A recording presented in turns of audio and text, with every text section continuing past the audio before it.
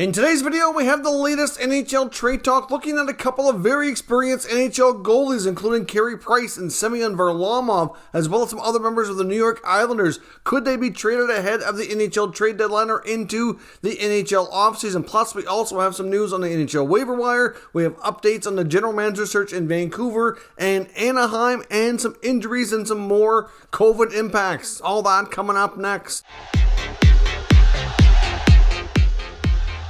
So welcome back to another video here at Top Shelf Hockey. As I mentioned, we have a variety of NHL news and rumors to discuss here today. Let's kick things off with news from the NHL waiver wire. We have word today that the Minnesota Wild have placed veteran forward and center iceman Victor Rask on waivers. Of course, Rask is near the end of that contract that he signed back in 2016, which was certainly arguably one of the least, favorable contracts you could say at the time. Not team friendly at all. Obviously came into the league on a shorter term entry level contract, had a couple of decent years in Carolina, and really get overpaid for too much money, too much term. Declined quickly. Really at this point, and really for quite some time now, he's a bottom six defensive minded center. He's not going to give you a lot of offense, but he's getting paid more like a number two, number three center. At the time, it was comparable for a lot of number twos, and just not the right role, not the right contract, which is not his fault, mind you. But he's put up 10 points in 21 games this year,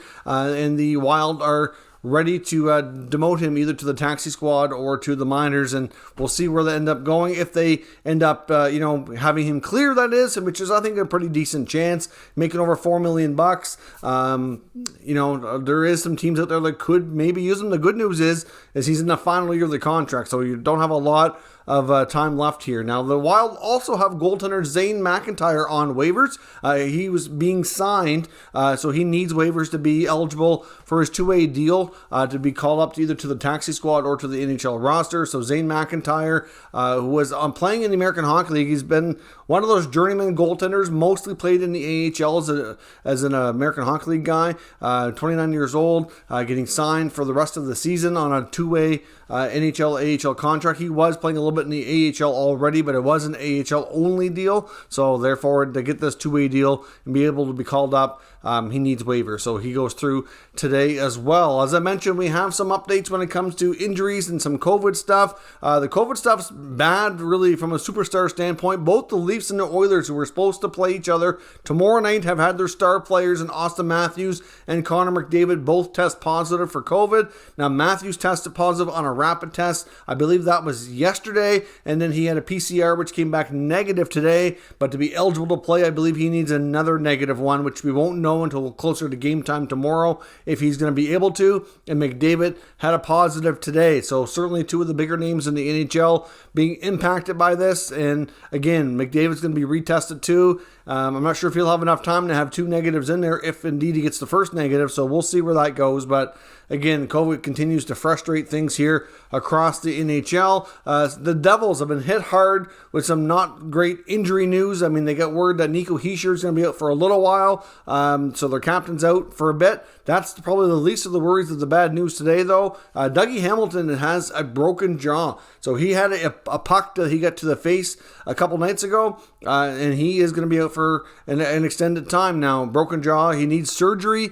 Not sure exactly how long he's going to be out. They haven't given a definitive timetable, but thankfully, because of the different face shields and things they can put in place, usually you can play before you're fully healed. So we'll see where that goes. I don't know the full extent of it and all that, but it's going to be a longer term injury, which is bad news. And they did get confirmation today that Jonathan Bernier is done.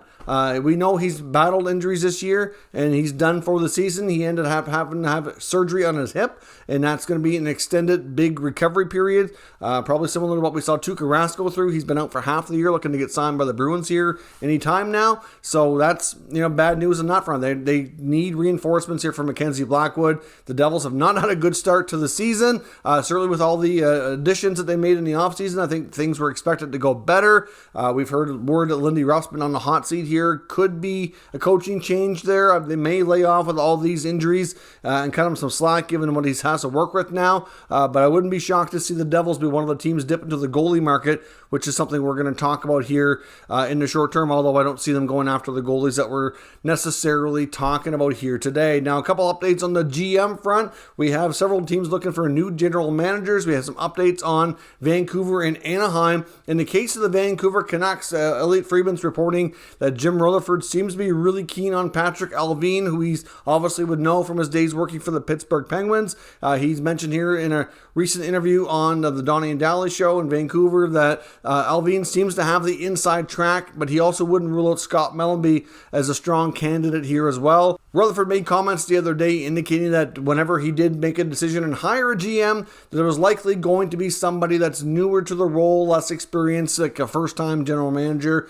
Given all the experience that Rutherford has and ultimately be calling the shots, it makes sense to be a great opportunity for them to mentor somebody who's newer to the role and can kind of jump in here. And he obviously would have lots of contacts from his prior roles that he would be primed and ready for that. And Patrick Allred was mentioned before, so it doesn't come as a huge surprise. When it comes to the Ducks, we don't have any names to connect to the job, but we did get confirmation from Pierre LeBrun today of TSN and The Athletic, confirming that basically they're going to be working this by committee. So they formed a GM search committee essentially, which is composed, of course, of the owners. The Samuelis are going to be involved to a degree. Of course, the CEO, Michael Schulman, as well as President of Business Operation, Aaron Tietz, and former players Scott Niedermayer and Paul Correa. Nice to see Correa be involved here as well. So those gentlemen are going to be the main ones. So four of them, of course, with the Samuelis kind of overseeing it. They'll need sign-off, of course, but they obviously will leave their hockey people to do the investigative part here and do the all the research and determine who they want to bring on board. So we'll see where that goes, but nice to see some former players involved here with the team in Anaheim. Now, when it comes to some trade talk, I want to take a look at the New York Islanders. Now, the Islanders are a team that's obviously having a very, disappointing year. Certainly have played better, though, as of late, and there's still lots of hockey left, so you just never know. But, from the outside looking in here, you would say that the Islanders are pretty up against it here and to have a shot at making the playoffs. Now, I came across a recent article on New York Islanders Hockey Now indicating that they really should consider trading goaltender Semyon Varlamov. And of course, he has been there to mentor Ilya Sorokin, done a fantastic job. For the most part, up until this year, both goalies have done well. Sorokin obviously has had a strong start to his young career, but obviously the Islanders are in a situation where they really could use some more scoring up front. They could use a defenseman too, but thankfully with the recent emergence of Noah Dobson really taking on a much bigger role, playing bigger minutes, putting up lots of points, he's really starting to come into his own of being a real solid top four guy, which really takes the pressure off them having to go out and make a big acquisition, because it was really looking like they were going to have to do that. But obviously they have Pelech and Pulock. Pulock's been out injured for a long time. That doesn't help matters, but long term he's obviously still in the picture here. But then you get Dobson to be that number two right shot defenseman.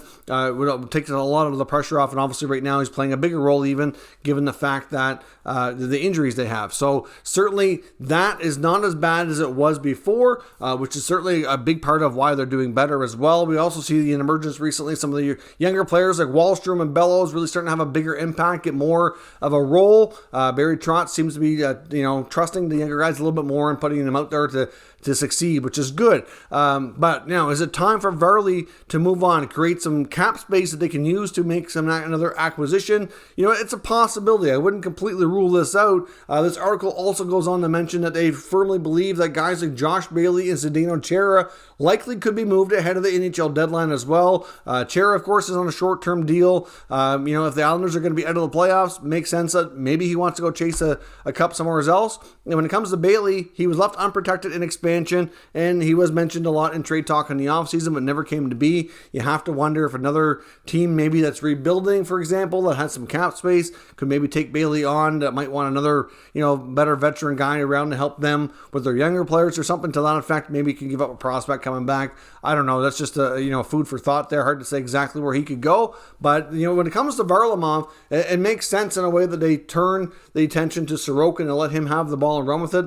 Varlamov's numbers are down a bit this year, but they're certainly not really that terrible compared to what we've seen in some cases around the NHL. But the Islanders, if they're going to be out of the playoffs really should position themselves best to be making moves here for the long term in the offseason, and maybe the more likely thing to do. We're not going to see the Islanders at this point go out and make trades for rentals. If they're going to make a trade, they're going to make a trade for somebody who can come in and be a part of the longer term solution here. So I wouldn't rule out, with the number of teams out there looking for a goaltender, a guy like Varlamov might be the answer. I mean, you look at the Oilers, for example, who desperately need to figure something out. Could Varlamov be a solution there? And I think he could be. Only problem is that the Oilers need somebody to take Koskinen on, so they'd have to pawn him off to somebody else. I don't see the Islanders wanting to do that. But, could they move Varlamov for something else and get Koskinen, to another team like Arizona, Buffalo, or another team that needs, just somebody to get him through the rest of the season? I wouldn't rule any of that out, and I do suspect that if the Islanders remain where they are and can't move up too much further in the standings, that we will see them sell off a few pieces and position themselves for, hopefully a better offseason that can address some of the needs that they didn't get to last year. Now, lastly, I want to take a look at another piece here from Elliot Friedman. In the 32 Thoughts podcast that came out yesterday, one of the things he talked about a bit was Montreal and going through their rebuild, and he wonders if it's inevitable that Carey Price gets moved here in the short term, if it's not before the deadline in the offseason. Clearly, Carey Price has not played this year. Obviously, his physical and mental health certainly trump everything. At this point, there's no need to rush him back at all, given where things are at in Montreal's season. So why bother, right? Let him take his time. But it's worth a conversation that Friedman thinks that Montreal should be talking to him to say, would you be interested in going somewhere else? Clearly, he has a no-move clause. He has control here. He made it known in the offseason he would waive to protect Jake Allen, to even be willing to go to Seattle. And many think that he was really willing to accept the idea of going to Seattle. And I wouldn't completely rule out, the possibility that maybe he did want to move on, even though we probably can't never really 100% confirm that. But given where Montreal's at, going through a rebuild with a $10.5 million goaltender doesn't really make sense. They would have to retain some salary, and they'd have to trade him for a small return. But it does make sense that, given where the team is at, it's something that they should consider to give themselves some much-needed cap flexibility here. They have Jake Allen, who could be their main goaltender, and he can mentor some of the younger guys like Caden Primo. To me, that very well could be a decent tandem moving forward. I know Habs fans, of course, longtime Habs fans, are probably, sad about the thought of Price leaving, and I get that. But you just have to think that, no goaltender has made more money than Price has since he got that contract. A couple have come close, but not more. And it's at this stage of his career, it's hard to argue that he's still worth $10 million, and he's likely going to have a season this year where he might not even play. He's barely skated. You have to wonder where things are at, that maybe they let it go. Maybe he just ends up sitting out, and they have a real good discussion in the offseason that it's time for a change of scenery and see what they can do. If they retain half that salary, they only get $5 million back in cap space, but $5 million is a significant player in another position maybe. Hard to say, but retaining salary would also increase the return they could get from other teams and extract hopefully some good young talent going the other way. So do we think Montreal would seriously consider this? Friedman thinks that it's something they should talk about with him and really strongly consider, if not for the deadline, for the offseason for sure. But let me know what your thoughts are down below in the comments, and we'll discuss further. If you're new to this channel, make sure you subscribe and stick around. We'll keep you up to date with all the latest news, rumors, and analysis on all 32 NHL teams. Thank you for watching, and I'll catch you next time.